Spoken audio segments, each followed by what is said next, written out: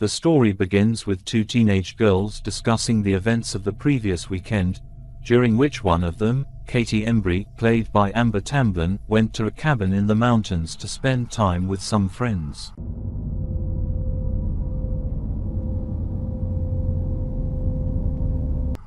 While talking, the subject of a supposedly cursed videotape is brought up. The other girl, Rebecca Kotler, played by Rachel Bella, states that anyone who watches this video receives a phone call, in which a voice says, "You will die in 7 days." Would you like to go? I don't know, do you see a sign somewhere? I would slaughter a chicken right now. Then, exactly 7 days to the minute after viewing the tape, the viewer dies.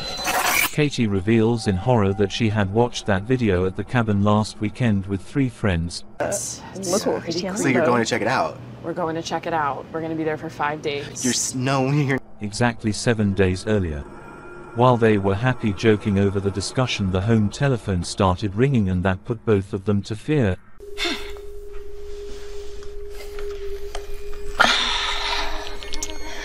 There really is a tape.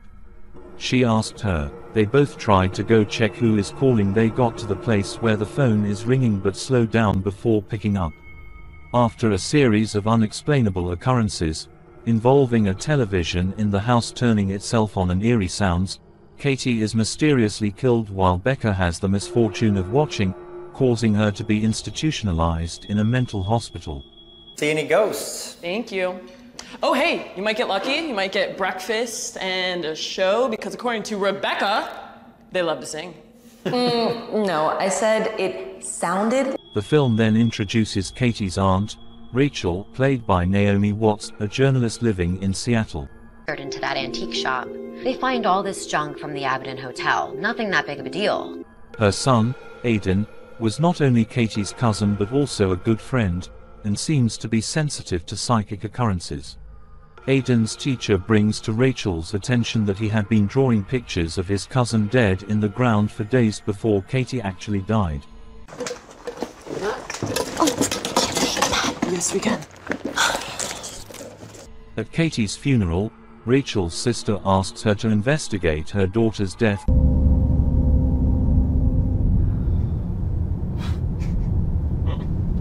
And, as she begins, she learns of the videotape. Her investigation leads her to the same cabin in the mountains where Katie and her friends had watched the tape. There, she finds the tape and eventually watches it. After that, the phone rings and a girl says, 7 days. Chase! Hey! Hey! This place is incredible. I feel like I'm on vacation. The next day she calls Noah, Aidan's father, to see the video. Noah is sarcastic and skeptical about the link between the videos and the deaths, but Rachel becomes increasingly convinced after pictures taken of her show her face severely distorted. So Rebecca and I were going to go antiquing. I just want to make sure you're all good, that you're going to be good by yourself. An effect that was present in the pictures of Katie and her friends the day after watching the tape. Noah watches the tape and asks her to make a copy for further investigation. Unfortunately, just as Rachel is beginning to truly fear there is something dangerous about this tape, Aidan watches it a couple of days later. On the same day, Noah calls Rachel and tells her that he believes her claims about the tape, after he sees himself in a convenience store camera with a blurry face. God, what is all this? Yep. As he talks to her on the phone, we see a pile of developed photographs that Noah has recently taken of himself, all with his face distorted. After viewing the tape, strange things begin to happen to Rachel, and presumably anyone else who had viewed the cursed images. She experiences terrible nightmares, nosebleeds, and curious surreal situations, such as when she pauses a section of the cursed tape in which a fly is running across the screen, she finds she is able to pluck it from the monitor.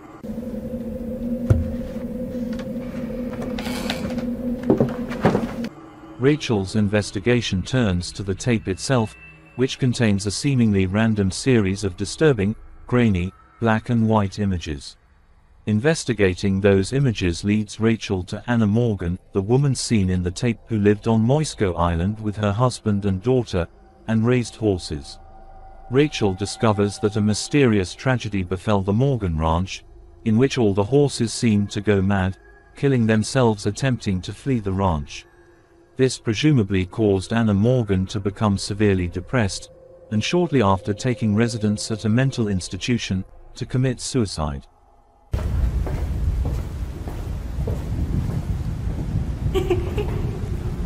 Rachel goes to the Morgan's house and finds Richard Morgan, who refuses to talk about the video or his daughter. Rachel goes to see the local doctor to ask about the Morgan family. The old doctor tells her that Anna wanted a child more than anything, but was never able to successfully carry a fetus to term. One winter they left and returned with Samara, whom they adopted. But after some time Anna started complaining about visions that only happened when Samara was around, so she sent them both to a mental institute on the mainland. Noah goes to the institute and finds Anna Morgan's file and discovers that a video is missing. Rachel goes back to the Morgan's house, where she discovers the tapes of Samara's conversations with the doctor. Samara timidly explains that she does not intentionally hurt the people around her, but it won't stop. After watching the video of Samara's conversation, Margot! Hey. Rachel is confronted by Richard Morgan, who has taken all the electronics in the house into his bathroom as the bathtub is overflowing with water. He states the girl was evil, and then promptly kills himself by lying in the bathtub and turning on the electronics via a switch-controlled extension cord around his neck. Noah arrives at the house just after Richard's death, and together with Rachel, he goes to the barn to discover a little room where Samara was kept by her father.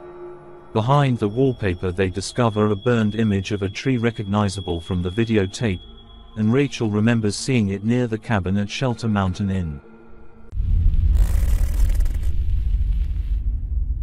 From this, we begin to gather that Samara had the supernatural ability to inadvertently burn images into the things around her, including the minds of the horses and the minds of her parents, driving her mother to kill herself.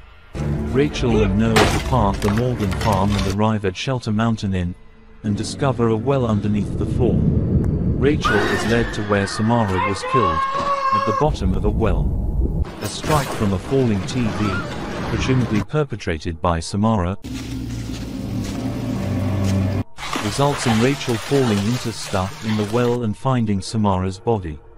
Samara, or at any rate, the not completely dead body of Samara, uses her ability to show Rachel that Anna attempted to smother Samara with a garbage bag in order to end the madness created by Samara's ability, dumping her body in the well afterwards. However, we see Samara's eyes open as she sinks and watches her mother close the well, and a horrified Rachel realizes that Samara was still alive.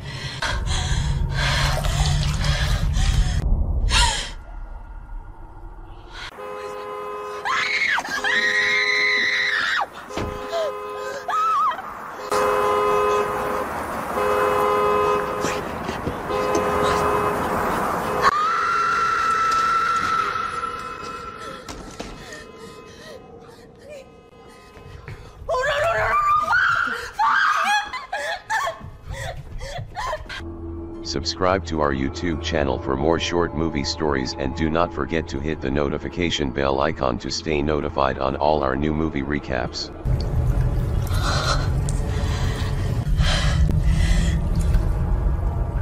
Rachel notifies the authorities, and Samara, whose body rapidly decomposes in Rachel's arms after Rachel awakes from the vision, is given a proper burial, presumably putting her spirit to rest.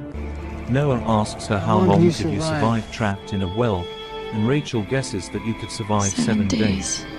At this point it seems that everything is well again.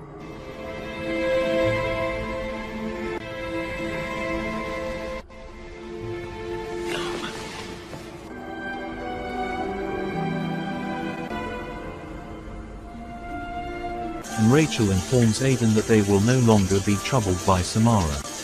However, Aidan quickly corrects her and says that Samara's spirit has been released, evident by the bruises on his arm, given by Samara in a nightmare that Rachel also experienced. In the film's most unsettling and memorable scene, Margot! What was that? Margot, please! Wait, Margot. Something's not right. I don't think that's Chase. It's him. I know it's him. Margot, I'm asking you, please. That's not him. Please. Don't go. Just stay here. Noah is going over some film prints in his apartment when his TV turns onto static, in the same fashion that Rachel's niece Katie experienced before her death. Noah turns it off casually before the TV turns itself on again, which alerts Noah. He is then treated to a recurring image of a well, in which a long-haired female figure, Samara, crawls out of the well and slowly walks toward the screen. It intensifies as Noah quickly backs away and Samara literally crawls out of the television set. Noah knocks over a shelf in fear and crawls away before turning around, only to have Samara stare directly at him, causing his inevitable death, which Rachel discovers after racing to his apartment. Rachel rushes home and destroys the tape in hysterics, unable to understand why she was spared but Noah was killed. She realizes that the only way to escape Samara after watching the video is to make a copy of the tape and show it to someone else, thus continuing the cycle. Rachel made a copy to show to Noah, while Noah made no copies.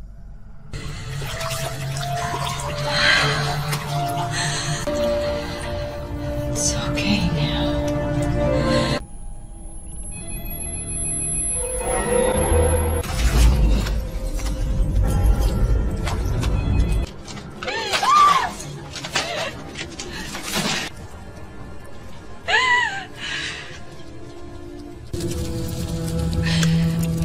Why not me?